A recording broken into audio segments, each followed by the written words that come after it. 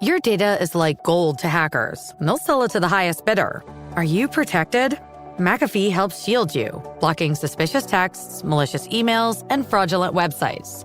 McAfee Secure VPN lets you browse safely, and its AI-powered text scam detector spots threats instantly. You'll also get up to $2 million of award-winning antivirus and identity theft protection, all for just $39.99 for your first year. Visit McAfee.com. Cancel anytime. Terms apply. Imagine what's possible when learning doesn't get in the way of life. At Capella University, our game-changing FlexPath learning format lets you set your own deadlines so you can learn at a time and pace that works for you. It's an education you can tailor to your schedule. That means you don't have to put your life on hold to pursue your professional goals. Instead, enjoy learning your way and earn your degree without missing a beat. A different future is closer than you think with Capella University.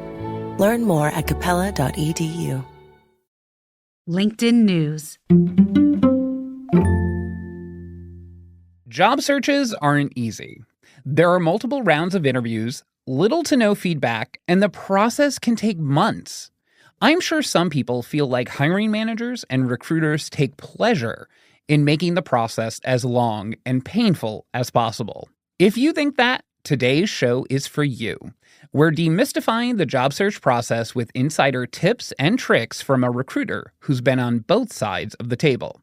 Stay with us. That's all coming up after the break. Hey, I'm Michael Kovnat, host of The Next Big Idea Daily. The show is a masterclass in better living from some of the smartest writers around. Every morning, Monday through Friday, we'll serve up a quick 10-minute lesson on how to strengthen your relationships, supercharge your creativity, boost your productivity, and more. Follow The Next Big Idea Daily wherever you get your podcasts. I'm Tomer Cohen, LinkedIn's Chief Product Officer. In my new podcast, Building One, I interview some of the best product builders out there. People at the intersection of dreaming and building and learning. Together, you and I will learn from their experiences. If you're just as curious as I am, follow Building One wherever you listen, and check out the conversation on LinkedIn. From LinkedIn News, this is Get Hired, a podcast for the ups and downs and the ever-changing landscape of our professional lives. I'm Andrew Seaman, LinkedIn's editor-at-large for jobs and career development, bringing you conversations with experts who, like me, want to see you succeed at work, at home, and everywhere in between. My guest today is recruiter and content creator Nicole Fernandez-Valle. Nicole is a recruiter who works to empower job seekers because she knows what it's like. She's been laid off twice and has gone back and forth between the role of recruiter and job seeker. Now, she uses insights from both experiences to help people navigate the emotional roller coaster of a job search. So I think I fell into talent much like many people fall into talent, which is by accident. I was initially a district manager for a grocery store. It was my first job out of college, and I had this panic moment of, I don't know if I want to do this, but I have to figure out something else. And so I actually went back to my college's career fair and met the recruiter that is actually serendipitously now my current manager, and suggested that I try out recruiting. And so I started off my career at Royal Caribbean as a recruiter, was there in the hospitality space, actually recruiting for the ships for about a year and a half before May of 2020 hit. And as you can anticipate, that was not the best year for travel and hospitality, but ended up pivoting into tech, which was a great segment. I was able to work at both Wix and Meta, so able to see things that were a little bit smaller, more startup feel, to big FANG company recruiting for both of those years as well. And then similar to 2020, there was also a tech slowdown, and so experienced a second round of layoffs then, and was at that time that I pivoted back into the hospitality space, back to recruiting at Royal Caribbean, which is where I'm currently at now. Got it. And obviously you are a content creator. So how did you get into that and start sharing sort of like tips for job seekers? In that first round of layoffs in 2020, there was actually a 6 or 8 month period of furloughs where really nobody knew what was going to happen during that time. And so I knew that there was a period where I might have to go into a job search. And at that time, somebody gave me the advice of, hey, just use LinkedIn as a platform to really start connecting. You can start posting, just start getting your name out there. So that way, if and and when a layoff does come, and it did, then you'll already be prepped. You'll already have been starting to proactively get your name out there. And so I'd started initially writing posts at that point, kind of selfishly and self-serving at that time, just in case I needed to use it for a job search. But I think that because there were so many layoffs, because so many people were experiencing needing a new role and job seeking during that time, hearing advice of how myself as a recruiter was navigating my own job search, I think really landed and resonated. And I think that's where a lot of my content started taking off, and I started doing it more frequently as opposed to just ad hoc, which is how I first started. And obviously, one of the things you talk about is to job search like a recruiter. What do you think are some of the secrets to job searching like a recruiter? Yeah, I think there's lots, but I think that a lot of it is understanding the purpose of every step and why recruiters and part of the recruiting process happens in a certain way. So for example, I think that there are certain parts of the process that oftentimes frustrate job seekers and they get stuck on it and they can't move on. So for example, I think that a lot of job seekers sometimes get frustrated about not having feedback. And that's something that me on the recruiter side knows a lot of companies actually have a lot of policies around not being able to give any feedback post interviews. And so one of the strategies is, instead of getting stuck on the lack of feedback, figure out other ways to get feedback, whether it's mock interviews, working with a career coach, especially if you're part of a university or early career student. There's usually tons of resources there. And so I think understanding the intention of every step in the process and figuring out how to hack it to make it work, make the process work for you, is sort of the frameworks of how I share job hunting like a recruiter. Yeah, I think that is spot on, because it's one of those things where I think most recruiters, most people who work in talent, they actually would love to give feedback. But it's one of those things where companies basically have policies around it saying, no, you can't do that, because they worry that it might open them up to lawsuits or other things. In fact, I know someone who was hiring sort of for independent contractors for their little small business, and they felt so strongly about giving feedback. And they were telling me about it, and they said, I sent each applicant an email that basically said, I'm so happy that you interviewed and I hope you'll stay in touch. And then just gave them like 3 things to work on, 3 strengths. And she said that I think it was like 2 out of the like 5 people like basically like blasted her.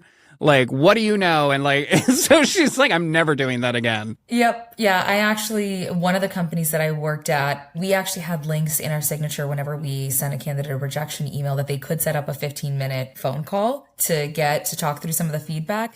And a lot of it was just saying, hey, I don't think that's true. I think that I actually did demonstrate those things during the call. And so, I think a lot of what I try and talk about on LinkedIn is whether or not you agree with the process, whether or not you feel like it's broken, it's figuring out how you can make the regular process work for you. So things like sending in job applications, going through the interview process, but also some ways that might be a little bit non-traditional that can help you stand out in your search outside of just going through the regular process. Yeah. I think you can even go so far as to ask the recruiter, hey, do you know if there's any common questions that get asked throughout the process? Are there any pieces of information about the hiring manager that I should know that are really helpful? If you have any sort of nod of what that next interview is going to be and what the purpose of it is, what the information they're trying to judge in that specific interview is going to be, that's huge. And you can definitely lean on your recruiter to do so. But if you're not working with a recruiter that's like that, I definitely would lean on just doing some research online about what the purpose of the recruiter interview is, what the purpose of like a behavioral screen versus a technical screen is, because that'll help you better articulate the specific information that the hiring managers are looking for in that specific instance. Yeah, I think that's important. And obviously, I think part of not knowing a lot about those individual steps in the hiring process creates a lot of sort of tension for people and like an emotional roller coaster kind of, because there are moments where you're like, oh my God, this is great. And like, I got a call back, or like, I saw that they opened my application. Like, what do you think are those sort of emotional tests that job seekers go through during the hiring process? I think it's super emotional to be a job seeker, regardless of why you're a job seeker, whether you're experiencing a lot of feelings about your current role and needing a change, whether you were part of a layoff, regardless of why you're a job seeker, there is a sense of just loss that you have to go through and work through before you're starting a new job. And so I think that in addition to just having the loss of not being in the role that you were in before, that you were comfortable with, there's a lot of feelings of uncertainty. You're now put in a process that is based on rejection. So that's a really hard feeling just to have in the human psyche. And a lot of the times, especially what we're seeing now in the market, is it's not just one or two rejections. Like, you're seeing job seekers go through long-term job searches, sometimes a year plus, experiencing hundreds of rejections. And so that does a lot to a person's morale. And sometimes it almost ends up being like this cycle where the more rejections you get, the more down you get about the job search. And so sometimes you're not putting yourself out there as much. Sometimes if you do land an interview, it comes out where you can feel the feelings of resentment towards the process and leads to somebody maybe not making it to the next steps. So I think that the job searching process is really tough and emotional. And I think that if you acknowledge that, that's a really important first step as you're going through the process, that you are going to have a lot of feelings that you might not have had when you were having a secure job. What do you think is at least some tips for staying motivated throughout the job search? Because like you said, there are rejections and there's the rejections that are outright, sorry, we went in a different direction. There are those that, you get close to the job. Then there are those that are kind of implied where you just don't hear back at all. Yeah, I think that a lot of communities have been built around job seeking, whether it's Facebook or LinkedIn groups, whether it's even just a community if you were part of a layoff with others who were also impacted. I think that having others that you can lean on during that time and just share any frustrations that you have helps get those feelings out so that it doesn't come up in, let's say, an interview process. But I think a lot of other frustrations tend to come up because you see a lot of job seekers who are doing the same task. So in this case, let's say sending out blast applications and getting the same results. And I think that feels frustrating. And so outside of just finding your community, finding people who can keep you motivated throughout the process, I'm a very big advocate of, if one path to getting a job isn't working for you, let's say in this case it's applying, you need to try something else. You need to either try and work on referrals and networking. You need to try and focus on your personal branding and see if you can get proactive reach outs. I think that those strategies tend to help people feel more motivated because you can say there's another avenue that I haven't tried yet. Usually those different paths yield a lot more success than just trying to do the same thing that you're getting rejections from. Yeah, I think that's really great advice. And then the other thing too, I think is, a lot of times people, they put their emotional eggs all in one basket sometimes. And I think that is one of the most dangerous things. It's like they'll find a job description that they'll sort of say, here it is. Here's this job. This is me. Yeah, this is me. They're describing me. I'm going to submit my application.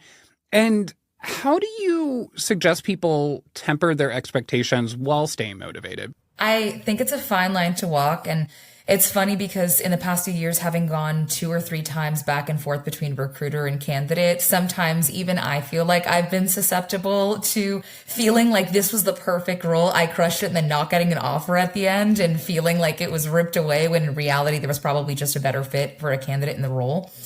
I think that understanding that a lot of the hiring process and reminding yourself that it's not about you, usually the time it's just about the other candidate, sort of helps temper feelings of loss and feelings of rejection, because you really never know when somebody posts a job description.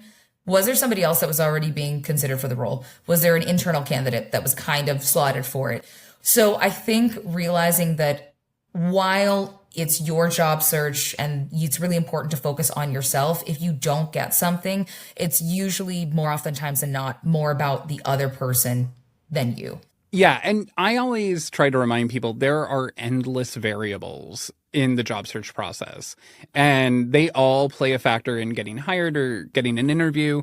But at the end of the day, like when it comes down to making a decision, it could be that hiring manager's, pick the person who went to their alma mater, or that hiring manager just, so-and-so knew someone who knew a cousin or something like that. Yeah, sometimes it's out of your control. And I think in the same way that maybe you feel like somebody else has a leg up in a certain scenario, I think that you can also find ways in the job search process to give a leg up to yourself. So for example, I always tell people to really do their sleuthing when they're going into an interview and asking the recruiter, hey, what can you share about the interviewer? Or seeing if there's any clubs that they were a part of on LinkedIn or on their Facebook, like seeing what information you can find out about them before, because sometimes it's that one piece of information that just jumpstarts the connection that already sets the call off on a positive foot because it's making the interview feel more connected to you. One example is I know one of our hiring managers is like a very competitive ping pong player. And so I share that with one of the candidates, and as the stars would align, so was he. And so he was able to very casually work it into a conversation with the hiring manager. And while I'm not saying that that's what landed him the jobs, because it was the skills, the qualifications that he brought to it, I think also figuring out if you don't have that connection where you're from somebody's alma mater, you are somebody's referral, you can also find ways to hack the process to make yourself come across as more connected to the interviewing team as well. Yeah, like open your briefcase and a bunch of ping pong balls fall out. Yeah, like that's crazy. Just be like, oh, yeah, that's where I put them. I'm sorry. I got a game after this. We'll be right back with Nicole Fernandez-Valle. I'm Tomer Cohen, LinkedIn's Chief Product Officer. If you're just as curious as I am about the way things are built, the insight behind what it takes to create world-renowned products, then join me for my new podcast, Building One. Together, we'll get to learn from leaders around the world, people with diverse backgrounds across multiple industries. Each will share insights into their craft. So listen and follow my new show, Building One, on Apple Podcasts or wherever you get your podcasts. And check out the conversation on LinkedIn. It's gonna be great. Eczema isn't always obvious, but it's real. And so is the relief from Ebglyss. After an initial dosing phase of 16 weeks, about 4 in 10 people taking Ebglyss achieved itch relief and clear or almost clear skin. And most of those people maintain skin that's still more clear at 1 year with monthly dosing. Ebglyss, lebrikizumab LBKZ, a 250 milligram per 2 milliliter injection, is a prescription medicine used to treat adults and children 12 years of age and older who weigh at least 88 pounds or 40 kilograms with moderate to severe eczema, also called atopic dermatitis, that is not well controlled with prescription therapies used on the skin or topicals, or who cannot use topical therapies. Ebglyss can be used with or without topical corticosteroids. Don't use if you're allergic to Ebglyss. Allergic reactions can occur that can be severe. Eye problems can occur. Tell your doctor if you have new or worsening eye problems. You should not receive a live vaccine when treated with Ebglyss. Before starting Ebglyss, tell your doctor if you have a parasitic infection. Searching for real relief? Ask your doctor about Ebglyss and visit ebglyss.lilly.com or call 1-800-LILY-RX or 1-800-545-5979. I was never really a runner. The way I see running is a gift, especially when you have stage 4 cancer. I'm Anne. I'm running the Boston Marathon, presented by Bank of America. I run for Dana-Farber Cancer Institute to give people like me a chance to thrive in life, even with cancer. Join Bank of America in helping Anne's cause. Give if you can at BofA.com/supportAnne. What would you like the power to do? References to charitable organizations is not an endorsement by Bank of America Corporation. Copyright 2025.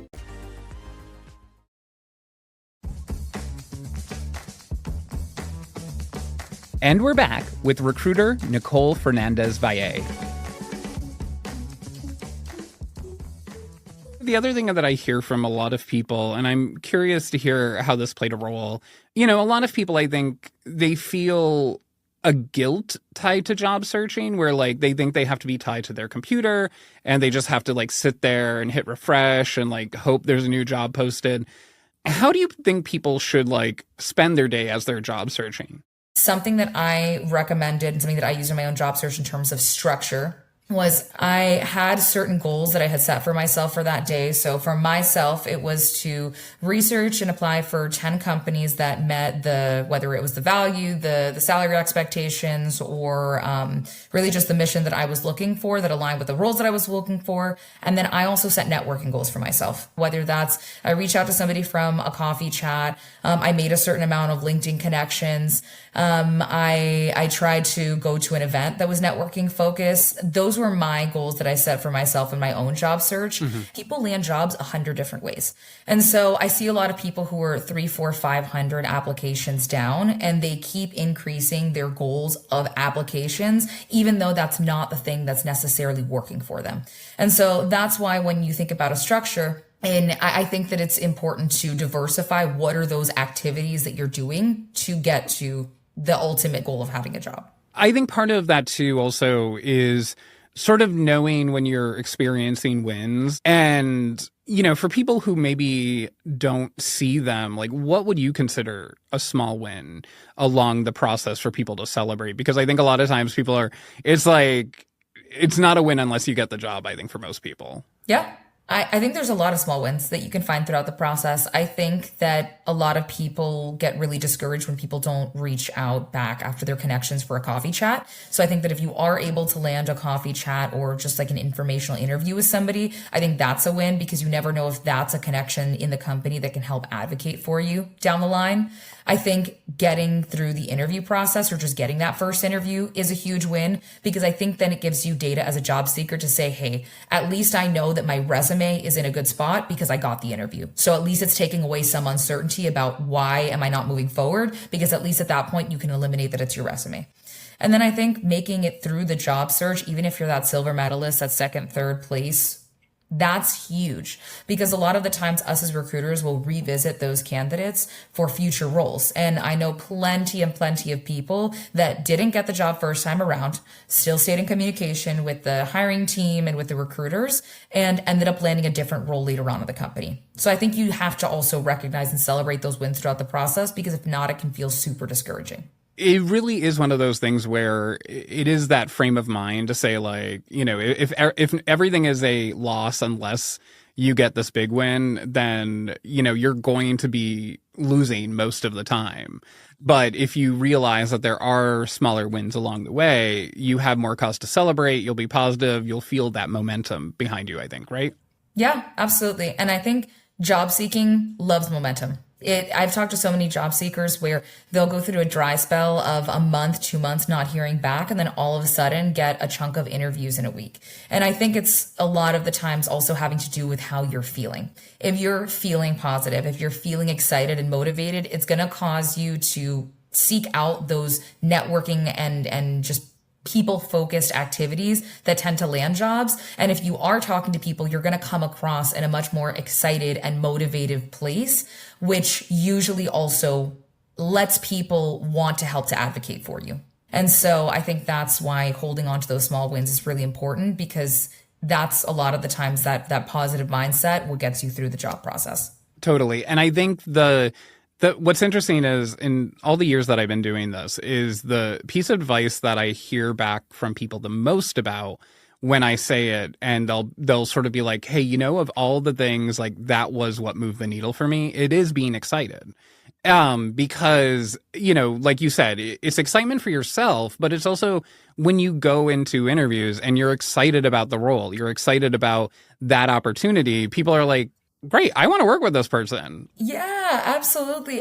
There's been so many times where I've seen it really come down to two candidates, and the point that ends up moving the needle is whether or not somebody's passionate about the opportunity. And you can show passion in so many different ways. I think some people that I've spoken to are like, I'm just not that naturally super energetic person, which is totally okay. I think you just have to be interested.